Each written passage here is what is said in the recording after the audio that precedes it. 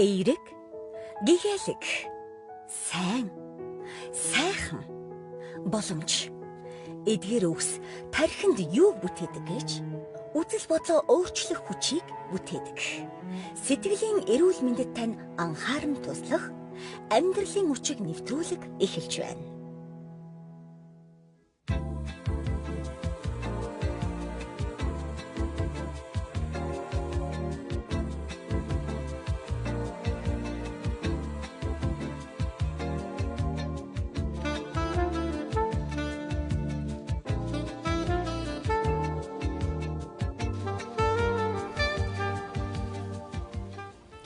Сонсогч тань лав гаргийн өдрийн мэндийг хүргэе. Амьдралын хүчийг сэтгэл зүйн нэвтрүүлэг энэ 7 хоногийн цоо шинэхэн дугаар хүрэхэд бэлэн болсон байна. За зочиндоо бас өдрийн мэнд хүргэе. Өдрийн мэнд. Өнөөдөр бидэнтэй хамт ярилцахаар Better Mind нойргууд сэтгэл заслын эмнэлгийн сэтгэл засалж эмч мандах эмч маань ирсэн байна. За зам хэр байсан бэ? Өнөөдөр бороод их гоё өдөр байна. Сайхан үнэртэй гоё өдөр байлаа. Гэхдээ замын төвч бол маш их байлаа. За бит хоёр чинь хариугүй хоцорхоо алдлаа шүү дээ, тийм ээ. За өнөөдөр амьдралын хүчийг нэвтрүүлэг маань бас нэг шинэхэн сэдвээр ярьцлах ихээр бэлдсэн байгаа. Магадгүй та гэр бүлийн хадаа 104.5 гэсэн пэйж хуудасаар бидний бас нийтлсэн постыг харсан бол бас урьдчилан мэдэх боломжтой байгаа.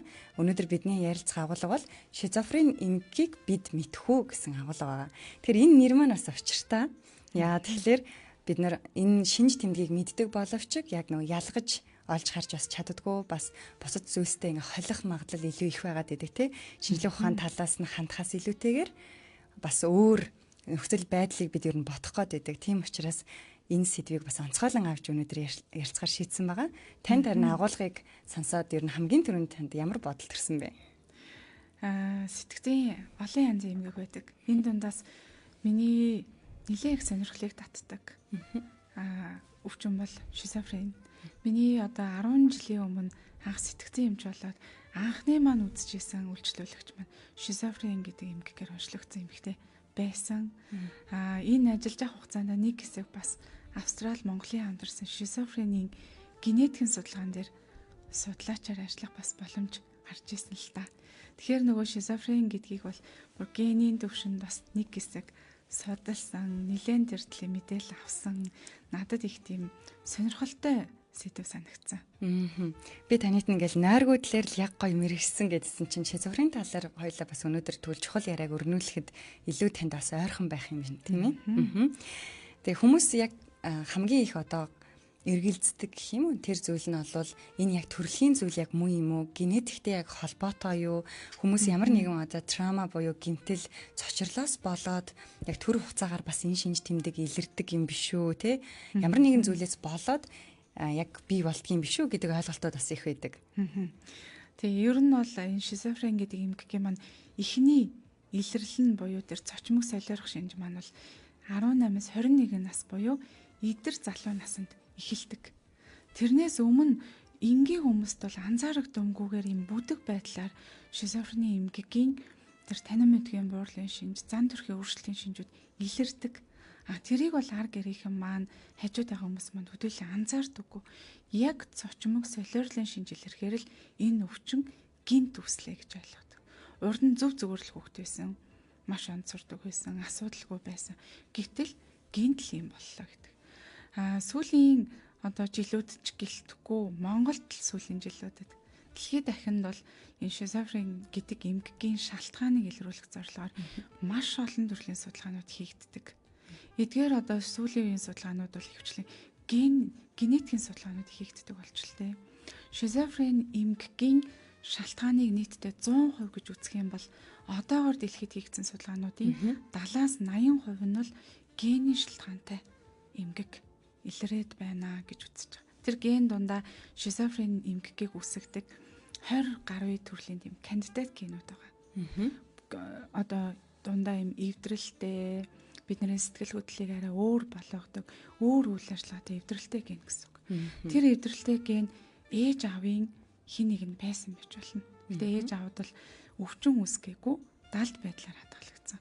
Энэ маань хүүхдэд төвлөгдөж ирээд тэр одоо нөгөө кандидат буюу шизофренийн эмгээг үүсгэх магадлалтай генийг авсан хүүхэд маань ямар нэгэн амьдралын гинтийн цочирдон үйл явдал дасан зохицгон хямрал, нэг орноос нөгөө оронд суралцах, нэг сургуулиас нөгөө сургуулиар шилжих гэх мэт ийм дасан зохицгон хямрал буюу стрессийн шалтгаантай нөгөө ген маань сэтрээд өвчин болж хувирч байгаа. Заавал тэр гентэй хүн болгон өвдөх албагүй.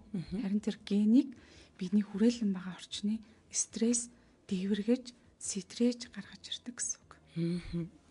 Тэгэхээр магадгүй одоо сонсогч нар маань шизофрен гэдэг одоо эмгэгийн хоёлоо шууд хүчин зүйл рүү явчлаа тийм ээ.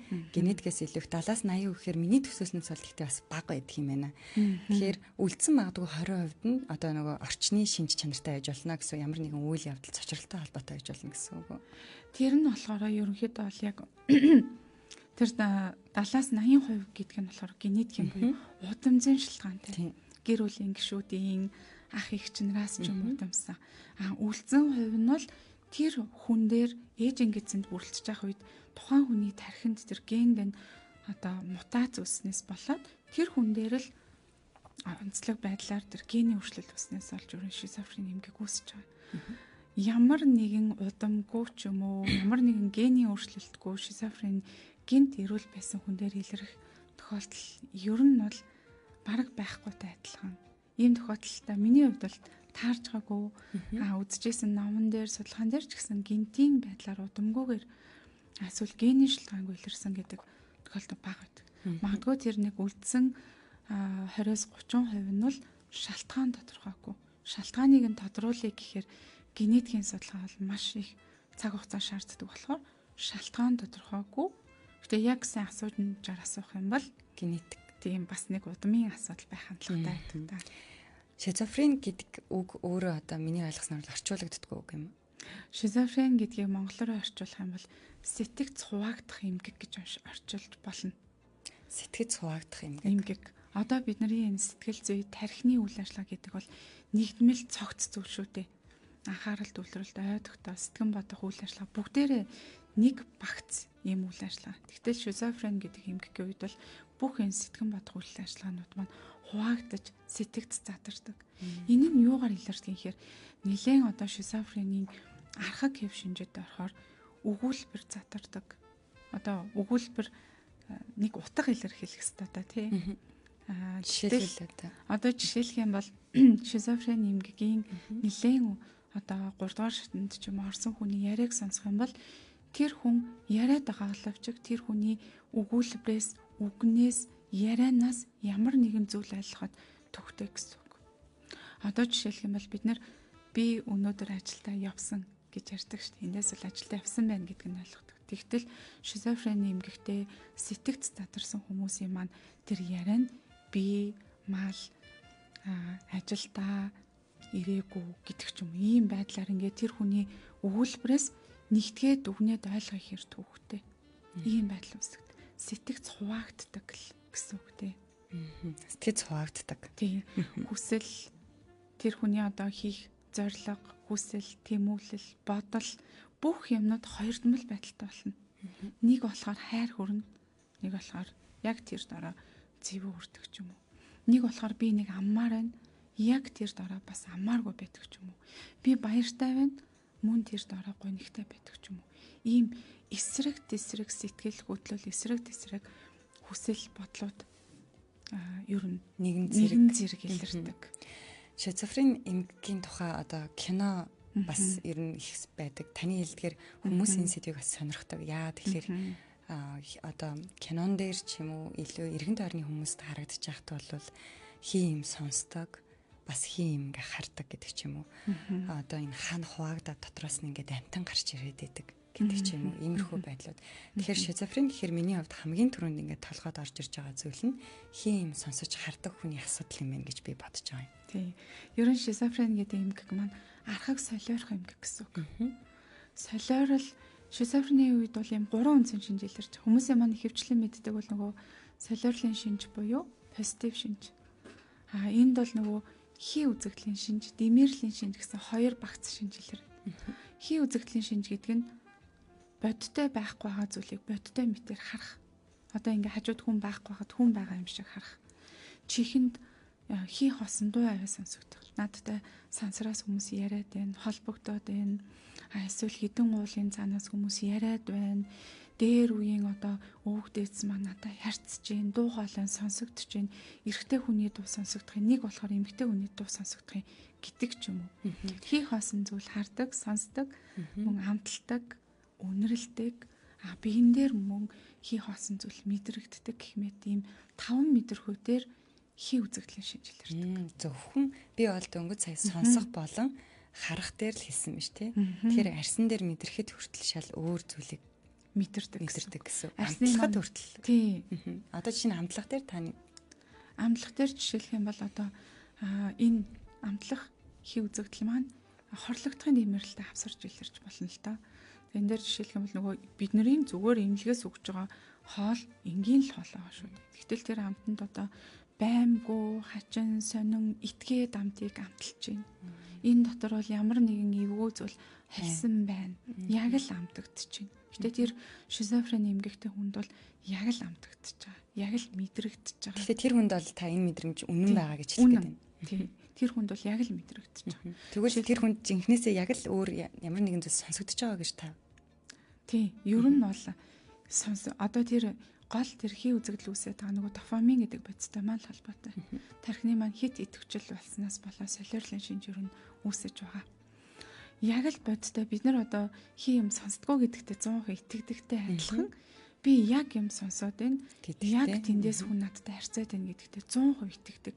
Тэр яалтчгүй тэр хүн сэтгэлээр бол сонсож байгаа юм. Гэхдээ бодит биш зүйл. Яг одоо сонсогч танд гэр бүлийн радио 104.5 шизофрен эмгэгийг бид мэддэггүй гэсэн сэдвээр ярилцж байна. За бас гэр бүлийн радио 104.5-ын пэйж хуудас дээр үзэж байгаа бас үзэгчтэй бас өдрийн мэндийг хүргэе. За манай шижир сонсогч маань мундаг шүү, амжилт гэсэн байна. Баярлалаа. Бас наран гэрэл сонсогч маань өдрийн мэндэ бидэнд хэрэгтэй зөвлөгөө зөвлөмжийг үргэлж өгч яадаг. Танай хамт олонд үнэхээр талархдаг шүү гэн. Баярлалаа.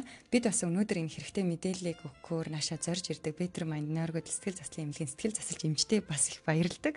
Яа тэгэхээр бидний хэрэгцээтэй асуултанд бидний зарим олж мдээгүй байгаа тий. Тэрний цаад учир шалтгаан дээр яг одоо гардан ажилдаг учраас бас энэ туршлагыг нээлттэй бас хуваалцдагт нь бид бас их баяртай байдгаа. Тиймээс энэ зөвлөмж маань бас илүү боттой хүрдэг баха гэж бодож байна. За тэгээ хоёулаа түрүү нөгөө удам зүйтэй илүү холбоотой нэг зүйл ярьсан шүү дээ. Сая шинж тэмдэгтээ сая хэлсэн шинж тэмдгүүдээр 5 мэдрэхүүдээр нэмээд өөр нэмэх шинж тэмдэг илэрнэ гэж байна. Одоо зөвхөн мэдрэхүү. Тийм кинон дээр гардаг олон ч одоо тийм фантаз кинонуудын сэдв басан нэг зүйл бол дэмэрлийн шинж гэж хэлдэг. Хүмүүс маань ингээл хоорондоо энгийн ярианд ч гэсэн маргалтахаараа зарим хүн хэлдэг ш битээ дэмэрээд гэдэг ч юм уу. Тэр дэмэрл гэдэг чинь ер нь бол нөгөө солиорлын шинж юм байгаа юм. Бодтой болоогүй, үнэн бодтой биш юмд үнэн бодтой гэд 100% итгэцэн. Тийм одоо буруу бодол санаа, буруу итгэл үнэмшил хүний ятгалханд орж синхэрхээргүй тийм буруу үзэл бодлыг ер нь дэмэрл гэж хэлээд байгаа. Энд дээр одоо хүмүүсийн яриад идэг хартахын дэмэрл гэдэг зүйл орж байна. Яг надад шууд тэр орж ирсэн таны. Хорлогдохын дэмэрл гэж байна. Эсвэл агуу ихийн дэмэрл гэж байна. Зохион бүтээхийн дэмэрл гэж байна. Ер нь маш олон төрлийн дэмэрлүүд байдаг. Энэ дэмэрлүүд маань илүү энэ шизофрен гэдэг эмгэгийг одоо эмчиг үзэхэд нэг талаараа сонирхолтой санагддаг. Одоо жишээлх юм бол би бол ингээд юм үзэж хардаг хүн болсон, далдын увдстай, авьяастай би бол ингээд шин зүйлийг зохион бүтээсэн, шин нээлт хийсэн ийм одоо супер ийм хүн хүчтэй гэж юм тийм ингэж үздэг. Эсвэл би ингээд дэлхийн хамгийн гоо үзэсгэлэнтэй, хамгийн хүч чадалтай Нобелийн шагнал авсан ийм хүн шүү дээ гэдэгтээ бүр 100% итгэсэн байдаг. Эдгээрэг бол одоо дэмэрлийн шинж гэж хэлээд байгаа. Тэр эхний нөгөө мэдэрхэн шинжийн болохоор солиорлын шинж. Хий үзэгдлийн шинж. Хий үзэгдлийн шинж. Нөгөөх нь дэмэрлийн шинж. Энэ хоёр ихэвчлэн хавсарч илэрдэг. Тэгэхээр зэрэг хавсарна гэдэг маань ерөнхийдөө зэрэг л илэрч байгаа. Зэрэг л илэрдэг гэсэн үг. Одоо ингээл нэг үйлчлүүлэгч маань жишээ байна л да. Тэр хүн маань яг юм солиорлын байдалд орсон байх үедээ ямар байсан гэдэг талаараа надад ярьж байсан. Тэр хүн солиорлын байдалд орсон үедээ ингээд бидний ингээд үйлчлүүлж байгаа тэр эмнэлэг маань бол эмнэлэг биш. Шал өөр орчинд очсон. Сансар гарагийн дунд нөгөө сансар гаргууд маань бүгдээрээ ингээл надтай ойрхон зөрөөл, гялал заал, би гаргуудын дундуур нисэл бүх юм шал өөр болоод тэгэл ингээд гიშгэж байгаа газрууд маань ийм цэцгэн дээгүүр ингээд өсөрч гიშгээл тэр цэцэгний хооронд бол дан ус байгаа. Тэгээ нэг болохоор имлэгт байгаа юм шиг. Нэг болохоор би тэр сансар гаргийн дунд шал өөр орчинд байгаа юм шиг. Тэгээ тэнд байгаа тэр хүмүүс надтай ярилцсан. Тэр яриаг би чихээрээ сонсно, нүдэрээ харна, гараараа мэдэрнэ. Тэгээд тэнд бол би сансарт аялаад явж байсан гэж ярьж байсан. Тэгээд тэр үйлчлүүлэгч ингээ гаднаас нарах юм бол энгийн бидний нөгөө гიშгээ тавьдаг шалан дээр ингээд цохорч гიშгэдсэн байхгүй. Нэг юмнаас нөгөө юм руу ингээд яг үсрээд байгаа юм шиг. Яг нөгөө чулуун дээр нөгөө голоор хахад чулуу тавьсан байхад ингээд яг үсрээд байгаа юм шиг үү? Та яагаад байна гэд тэр үед нь асууж хахад бол ингээд би усар унчих гээд штэ гэж хариулаад дараа нь солиорлын шинж имжлэгдсэний дараа яг тийм мэдрэмж надад төрж исэн гэж ярьж исэн. Гэхдээ тэр шинж тэмдэг нь тухайн үед имжлэгдсэний дараа бол арилцсан байгаа юм шүү дээ. Арилна. Жишээлх юм бол хүмүүс хий юм сонсох гэж ярьдаг л да. Энэ нь саяны нөгөө яг 5 метр хүн сонсголоор ирж байгаатай яаж ялгах боломжтой.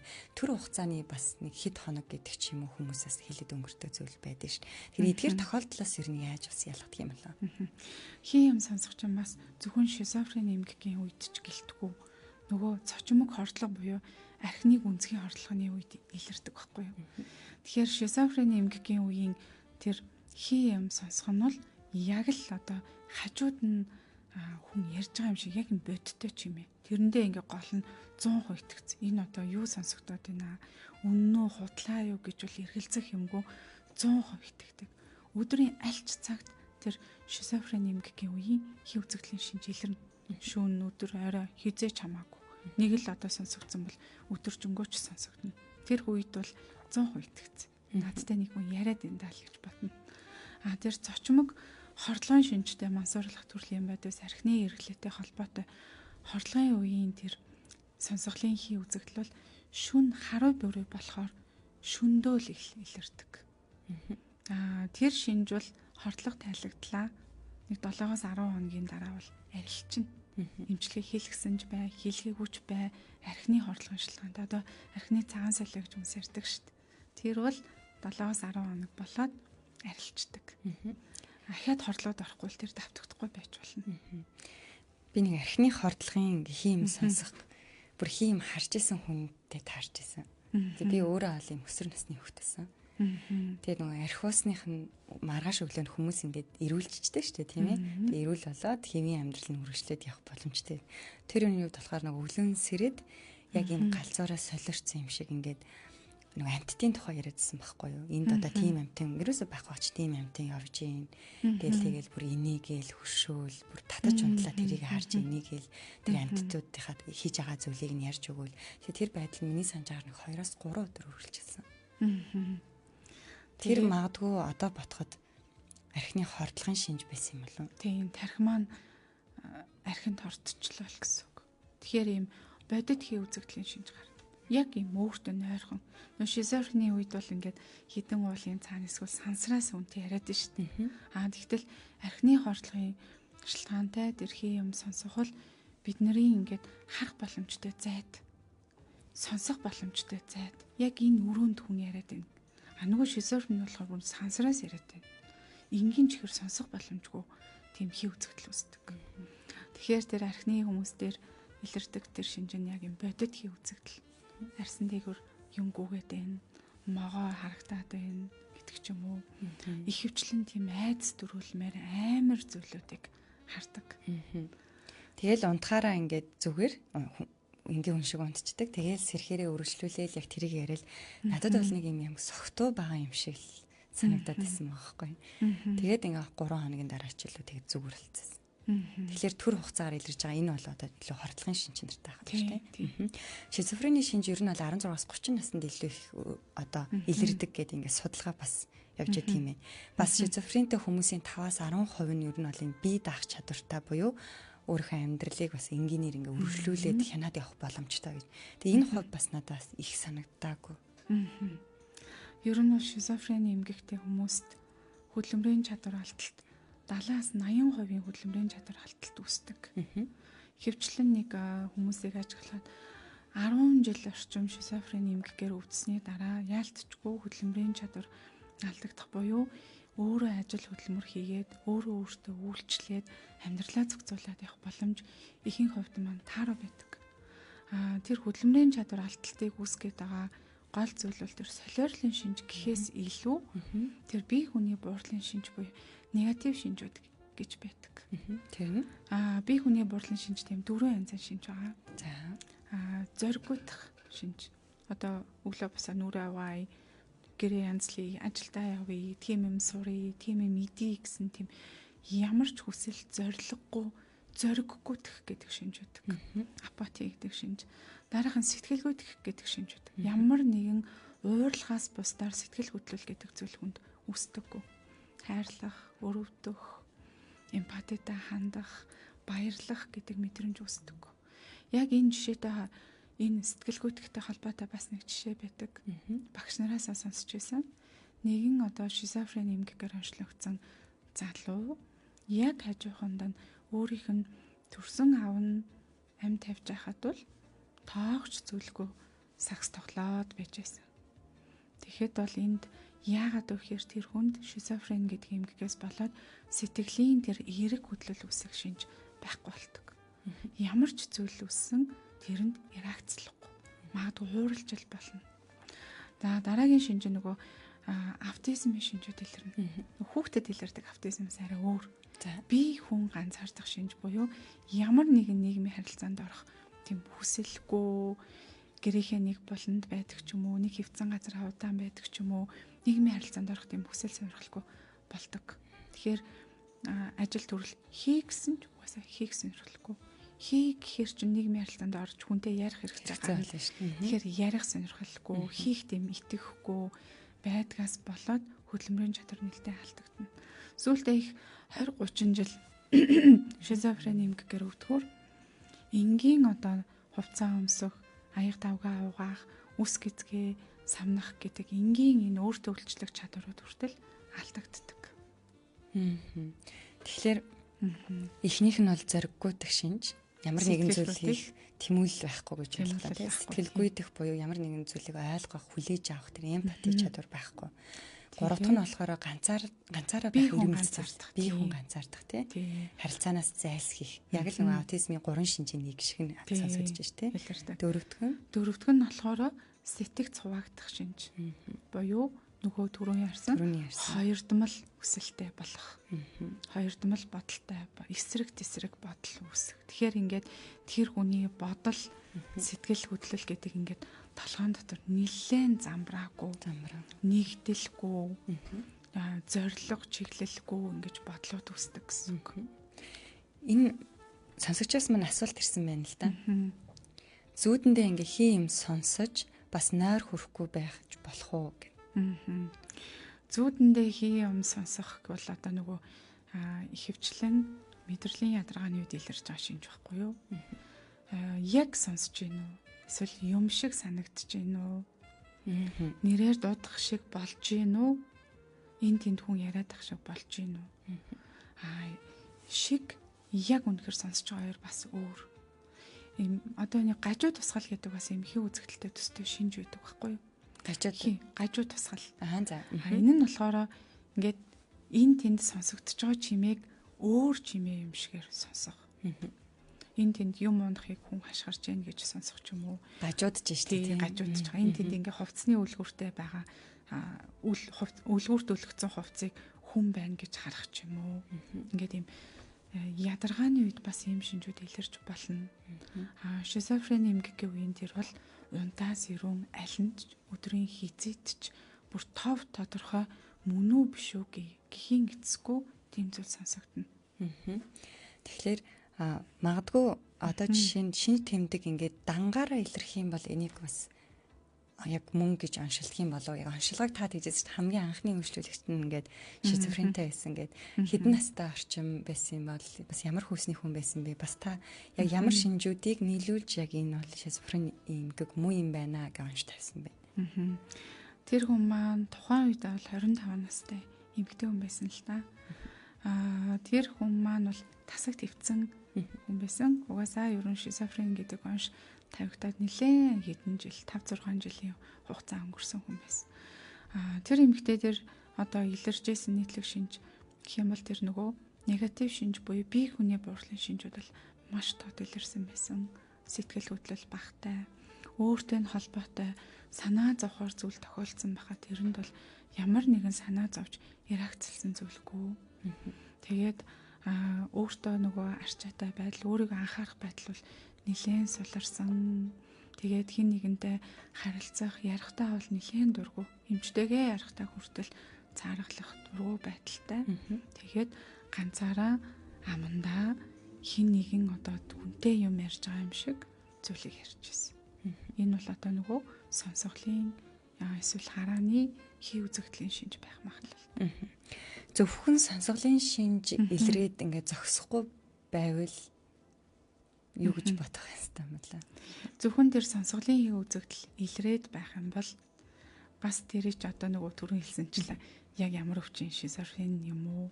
Тийшээс аффектив юм уу? Гажуу тусгал юм уу? Эсвэл архины асуудал байна уу? Мансуурлт хүрлийн бодис байна уу? Гэт бүгдийг нь тодруулах хэрэгтэй.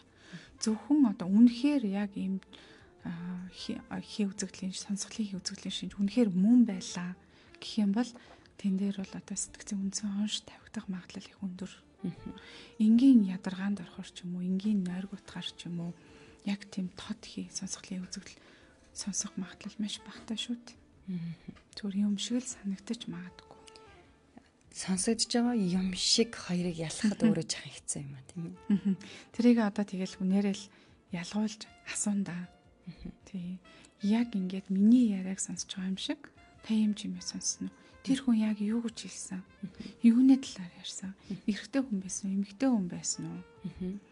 Гэдгийг ингээд тодруулахаар юм шиг бол нэрээр дуудах шиг болсон. Өөрөө шиг гэдэг үг бас орж ирэх юм шүү дээ. Дуудах шиг болсон. Яг дуудсан юм уу гэхээр мэдхгүй харин яг тэгшгэл болсон шүү дээ гэдэг ч юм уу. Хангийн унтчихсан чи хажууд юм сонсогдох шиг болсон. Тэгээ эргээд чагнаад үтсэн чинь тарингүй байсан. Тэгээ яг юу байсан гэхээр мэдхгүй нэг л юм сонсогдсон шүү дээ гэдэг ч юм тодорхойгүй зүйлүүд яриад байдаг. Шизофренийн үед бол тийм сонссон. Яг тийм хүсний тийм хүн байсан. Тэр таньдаг хүн байсан. Яг тэр айлын тэр хүн байсан шүү дээ гэдэг ч юм уу. Тийм юм яриад байсан байхгүй. Намаа яг тийг гэдвсэн. Тэгэхээр би тгийг үлдээ гэдэг ч юм уу. Ийм бодтой зүйл. Бодтой ярьдаг. Яагаад заавал 16-аас 30 наснд гээд яг ийм өсвөр залуу үе дээр илэрдэг юм бол магадгүй одоо 40 50 60 бүр ингээд 50-аас хойш гэдэг юм энэ насанд яагаад илэрх нь ингээд насны хувьд илүү залуу байдаг юм бол за хөвчлээ ингээл одоо сэтгцэн эмнэлэгт эмчүүд хандж байгаа хүмүүсийг анзаархад бол яг оюутан байгаа хүмүүст илүү хилрээд байгаа юм. Илүү илэрдэг. Яагаад тэгэхээр тэр нэг 16-аас 30 насны хооронд чинь хүний амьдралын нэлээд идэвхтэй, нэлээд олон сорилтуудтай нүүр тулдаг, амьдралын хэм маяг их өөрчлөгддөг. Хүүхэд байхыг бодох юм бол шин зүйлтэй нүүр тулдаг шүү дээ. 16-аас одоо 30 насны хооронд бол ихэнх хүн бол дунд сургуулийн сурагч байсан бол их сургуульд орж байгаа. Зарим нь бол Монголд очиж биш, Монголд амьдарч байснаа гадагшаа сургуульд их явж байгаа. Эсвэл зарим нь бол яг 30 хүртэлх наснд гэр бүл зохиож байгаа. Анхны бүр 2 3 дахь хүүхдийг төрүүлж байгаа. Тэгэхээр тэр нэг амьдрал өөрчлөгдөх одоо стресстэй шин нөхцөл байдал руу их шилждэг. Бараг ингэ сориод байгаа юм шиг тий.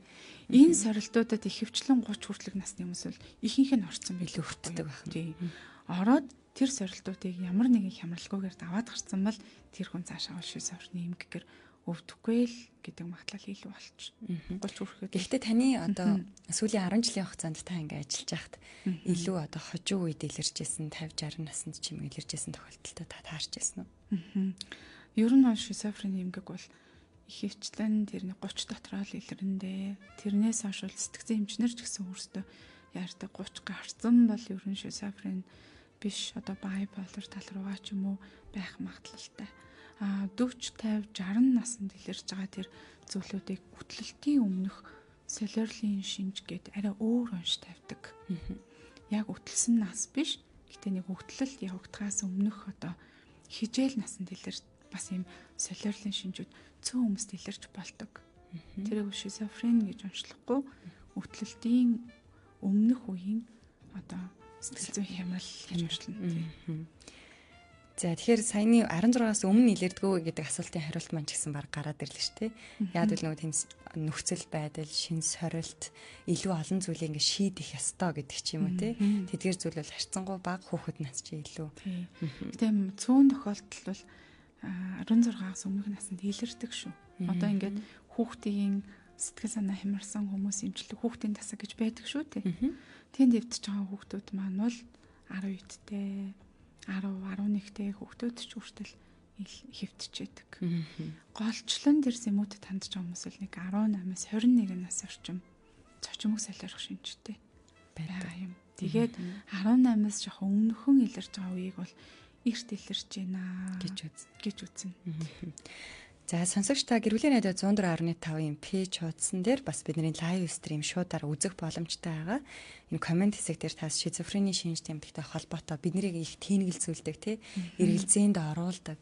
Энэ одоо яг муу юм болоо биш юм болоо яах ёстой бол гэдэг яг тэр нөхцөл байдалд хэрвээ байгаа бол магадгүй та үүнтэй холбоотойс ижил төсч шинж тэмдэг илэрсэн тохиолдолд та бас яхаа мэдэхгүй байгаа бол бас биднээс асуух энэ цаг мөчийг бас ашиглах боломжтой гэдгийг дуулгамаар байна.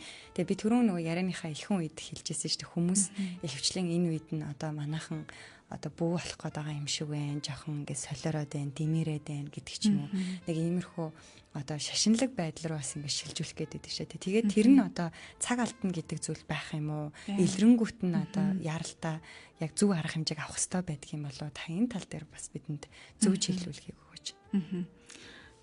Хүмүүс манаас ажиглагддаг л да. Хин ч байсан ер нь эцэг ихтэй бол тэр гэр бүлийнхэнд бол нэлээд хүнд цохилт болно. Эрүүл сайхан сураад, ажиллаад, хөдөлмөрлөөд явж байсан гэр бүлийн маань хин нэгэн гишүүн гинтийн одоо хий юм хараад, хий юм сонсоод солиорлын шинж илэрх юм бол энийг бол гэр бүлийнх маань эхний хитэн одоо сартаа бол хүлээн зөвшөөрмөргөө санагддаг. Ийм юм байж боломгүй, ийм юм байх ёсгүй, ийм юм тохиолдох ёсгүй гэж боддог. Тэгээ үнэхээр ингээд одоо сэтгцэн эмнэлэгт хэвтсэн байгаа тохиолдолд цөөнгүй эцэг эхчүүдэд гардаг зүйл нь лам дээр авчиж нэг үзүүлээдгий, бөө дээр нэг авчиж үзүүлээдгий. Та нарын энэ одоо Европ ангаах ухаанаар явахаар бас жоохон онцгүй юм шиг байна. Боли хүүхдээ гаргаад байгаа юм шиг байна гэдэг тийм. Та одоо ийм байгаа дээр нь бол ингээд имжлүүлсэн дээр штэ цаг хугацаа алднаа, энэ уламд амжирнаа, өөр хүмүүсийн юм жишээнүүд байна. Та ядаж имжлэгээгээ дуусгачаа дараа нь шашны талаараа яваач гэдэг зүйлийг эмчнэр нэлээд зөвлөдөг. Гэхдээ нөгөө хүмүүс маань хүлээн зөвшөөрмөргүй байдаг, онш тавилмааргүй байдаг учраас зарим нэг одоо гэр бүлийн маань хүмүүс хүүхдээ аваад гардаг л та. Тэгээ гарахаар бол нэг хэдэн сарын дараа ч юм уу хэдэн өдрийн дараа бүр илүү одоо асуудлыг хүндрүүлээд тэгээд за одоо эмчлүүлээ гэдэг зүйл ярьдаг.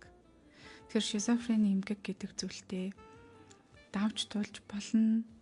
Тэр зүйлийг арай амьдралд одоо нөлөөлөхгүйгээр багахан шиг төвшөнд нь намжлын байдалтай удаан байлгаж болно. Тэхийн тулд бол хамгийн хэцүү бөгөөд хамгийн гол зүйл бол үйлчлүүлэгч маань тэр ар германч тэр тавьж байгаа оншийг хүлээн зөвшөөрөх гэдэг зүйл нэлийн чухал байдаг. Хүлээн зөвшөөрсөн за ийм асуудал үнэхээр нүүр туллаа гэдгийг мэдчих юм бол ямар аргаар яаж энийг давж тулах вэ гэдгээ дараагийнхаа алхмыг ихт илүү төхөн болно да. Тэгэхээр бид түрүү нөгөө нэг хальт дурдсан 5-10% нь ерөнхийдөө бас бие даах чадвартай байдаг гэдэг. Тэгэхээр шизофрени эмгэгт маань өөрөө одоо хүндрлийн төвшин гэдэг зүйл байх гэдэг гэсэн үг үү? Байдаг. Тийм. Солиорлын шинжээр бол одоо хүндрлийн төвшин гэдэг нь төдийлөн яригдахгүй хамгийн гол нь тэр хүний хөдөлмөрийн чадвар алдагдуулаад байгаа бие даахад чадваргүй болгоод байгаа зүйл нөгөө түрүүний ярьсан негатив шинж. Негатив шинж тод илэрдэг хувилбар гэж байна. Бүр анханасаа л солиорлын шинжээсээ маш одоо гүн гүнзгийгээр негатив шинж илэрсэн. Зарим нь солиорлын шинжэнд намгаалаад байдаг ч гэсэн негатив шинжийн илрэл харьцангуй бүдэг байдаг. Тэр одоо нөгөө бие хүний буурлын шинж нь харьцангуй бүдэг байгаа. Гэтэ солиорлын шинж илэрдэг. Хүмүүсийн хувьд бол амьдралын чанар харьцангуй сайн байна. Солиорлын шинжийг бол эмчнэр им бол 100% дарчин штэ. Ямар ч одоо хий үзэгдэлгүй, ямар нэгэн одоо дэмэрлийн шинжгүйгээр болох чинь хамгийн тэр одоо дэлхийд дахин дэмжлэхэд төвхтэй байгаа хэцүү байгаа асуудал нь тэр 4 агийн шинж буюу бие хүний буурлын шинж. Тэрийг бага төвшөнд нь байлгахын ахиулмааргүй байна гэх юм бол тэр дахилтыг л зүүн байлгах хэрэгтэй.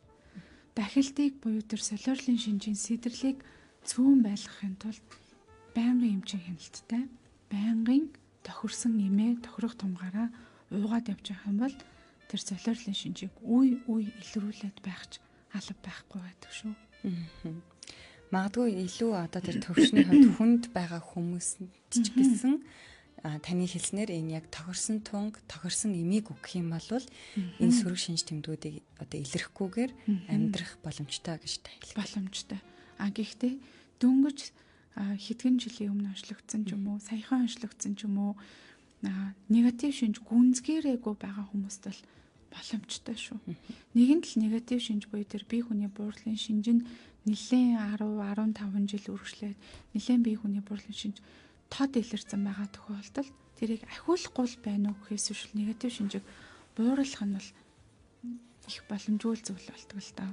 Тэгэхээр хизээ онцлогдсон хэр удаан одоо энэ өвчнөр өвдөж байгаа юм гэдг нь тавилан хэр сайн байх вэ гэдэг юм. Ерөнхийд нь л гэхдээ сая надад нэг ийм бодол орж ирлээ л дээ.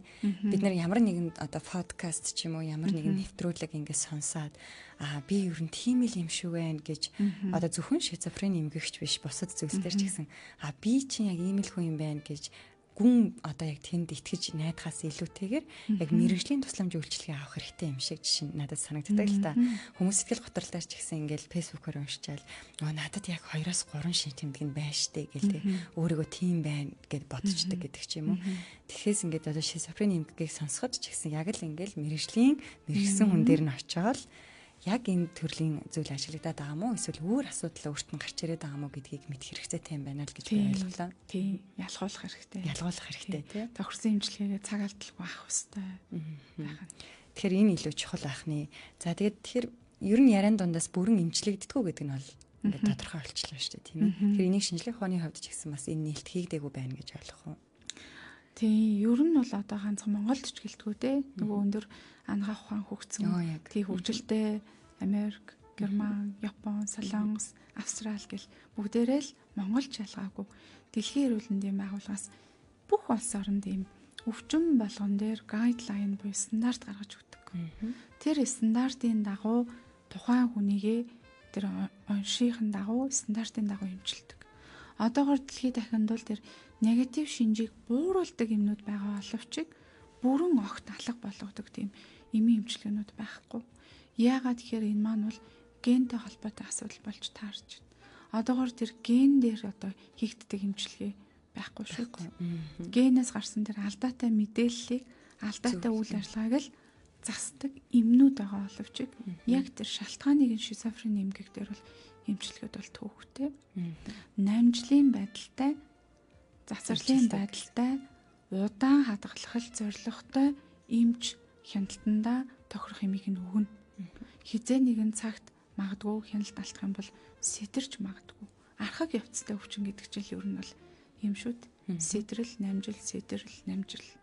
Хизээ нэгэн цагт тэр эмгэг огт ор үндэсгүй байхгүй болохгүй шүү дээ.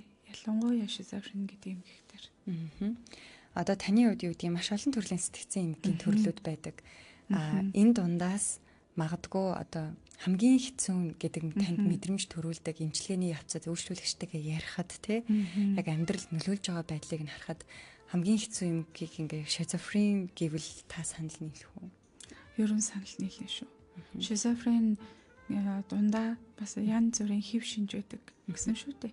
Энэ хэв шинжүүд дундаас хамгийн одоо онцгой хэв шинж нь бол тэр негатив шинж дамгаа.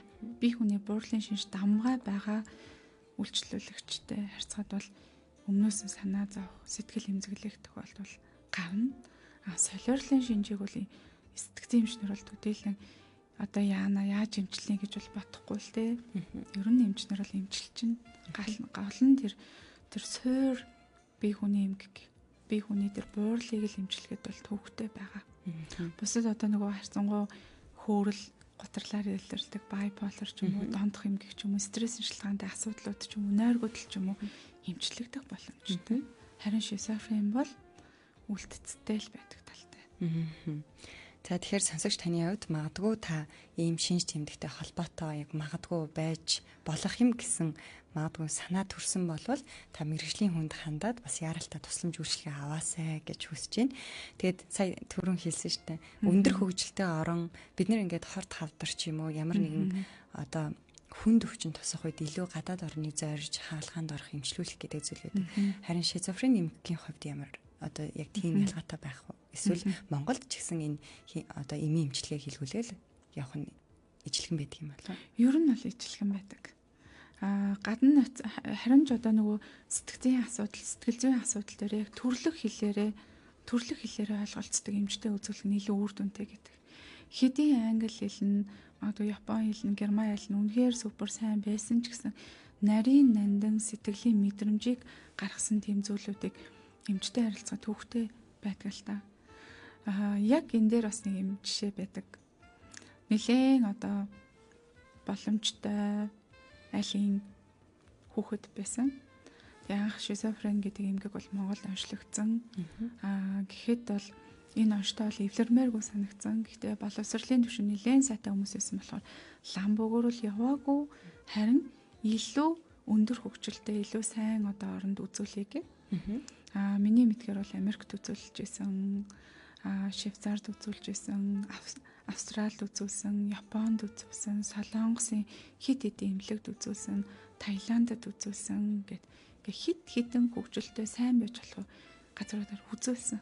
Тэнгүүд нөгөө Монголд анх бидний тавьсан оншийг бол тэр үзүүлсэн орон болгон бүгдээрээ яг адилхан баталж байсан. Яг адилхан онш. Тэгээ бидний нөгөө энд уйлгаад байсан эмнүүдийг яг адилхан юмар ойлгосон. Тэгээ сүүлд тэр гэр бүлийн нэг гишүүнтэй уулзгаад бид нар ингээд боломжтой учраас ийм олон газараар явсан. Гэхдээ ингээд альч газар өрн ижилхэн байдгийн байна. Яг л нөгөө юмнуудын маань өгдгийн байна. Имэл уух хэрэгтэй байна. Хяналттай байх хэрэгтэй байна гэдгийг ер нь ойлгосон. Бусад хүмүүсийг ч гэсэн хяналттай байх хэрэгтэй, эмээ уух хэрэгтэй. Эмнээс өөр гарцвал шизофрен гэдэг эмгэг дээр одоогор байхгүй байна гэдгийг хүлэмжшүүрөөсөө ойлгоосоо гэж боддгоо гэж хэлж байсан. Тэгэхээр өнөөдрийн бидний яг энэ сэдвийг сонгож байгаа шалтгаан нь бас бид нар хэн нэгний хүлээн зөвшөөрөх гэдэг зүйлийг хийж өгч чадахгүй шүү дээ. Яг энэ зүйлийг тэр хүн өөрөө тодорхой нэгэн үйл явцыг дамтуулж ээж тийм ээ. За би үнэхээр ийм өвчин туссан юм байна. Эсвэл хэн нэгэн одоо хайртай хүн маань үнэхээр ийм өвчин туссан юм байна гэд яг тэр хүлээн зөвшөөрөх үед маш хэрэгтэй дэмжлэг гэдэг зүйл гарч ирдэг шүү дээ, тий. Тэгэхээр магадгүй хүн амын хувьд цөөнх байгаа ч гэсэндээ бид нар шизофрен эмгэгийн тухай ярьж байгаа шалтгаан нь хэн нэгэн эргэн тойронд ийм шинж тэмдэг ирвэл бид нар илүү шинжлэх ухаанч байгаасаа, тийм ээ. Тийм учраас эрдэлгүй хурдан одоо тусламжийг ингээ өгч чадах болоосаа тэгэхгүй бол ойлгомжгүй зүйл дотор энэ шинж тэмдэгтэйгээ тэмцээд явж байгаа хин нэгнийг харна гэдэг бол илүү хэцүү шүү дээ, тийм ээ. Тэгэхээр энэ тусламж үйлчилгээг авах нь бас илүү чухал шүү. Зөв газараа хандах хэрэгтэй гэдэг зүйлийг бас сануулгыг хүсэж байна. Тэгээ амьдралын хүчийг нэвтрүүлэг маань цаг бас өндөрлөх төгсөн байна. Гэхдээ хоёлаа сая дэмжлэгийн тухай ярьсан шүү дээ. Энийг бас нэвтрүүлгээ дуусгая гэж бодож байна. Гэр бүл ер нь эргэн тойрны хүмүүс хин нэгэн бас цөөн тоогоор ч гэсэн юм байгаа болвол бид нийгмийн нэг хэсэг нь бид нар өөрсдөө шүү дээ, тийм ээ. Тэгэхээр бид яаж бас дэмжих боломжтой вэ гэдэг дээр. Шизофрен эмгэгийн яг тархац бол хүн амын 1% гэж үздэг л дээ. Харьцангуй бага. Гэхдээ анзаарах юм бол ер нь шизофрен эмгэгтэй хүмүүстэй бид нэр тааралцсан, харж исэн байдаг. Тэгэхээр эхлээд тэр хүндээ туслая, хайр дуутны хүндээ, гэр бүлийнхээ хүнд туслая гэх юм бол нэгдүгээр тэр ямар учиртай, ямар асуудал вэ, ямар өвчин эмгэг вэ гэдэг талаарх тийм мэдлэгтэй болох хэрэгтэй.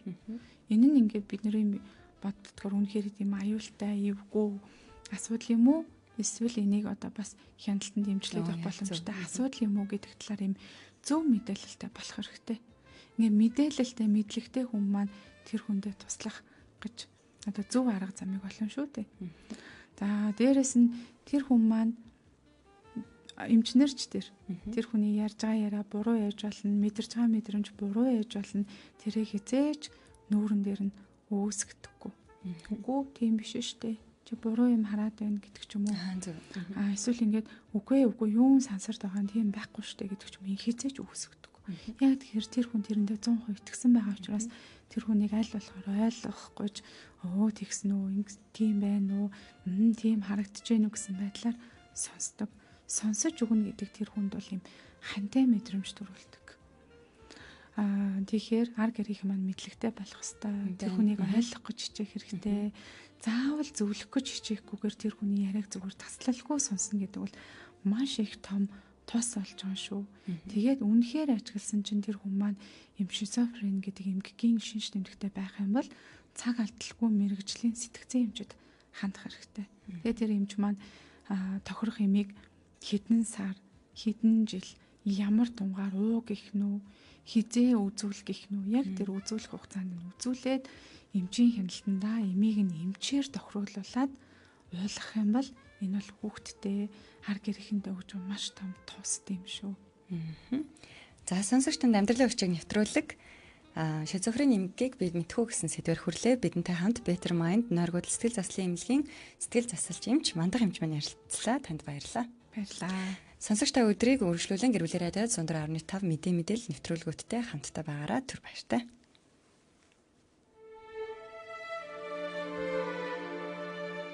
Ирээд буцах богинохон цаг хугацаанд хамгийн түрүүнд өөртөө таалагдж амьдр. Тэгж байж л өөрийгөө ч бусдыг ч хайрлаж чадна. Сэтгэл зүйн боловсрол олгох амьдралын хүчийг нэвтрүүлэг танд хүрэлээ.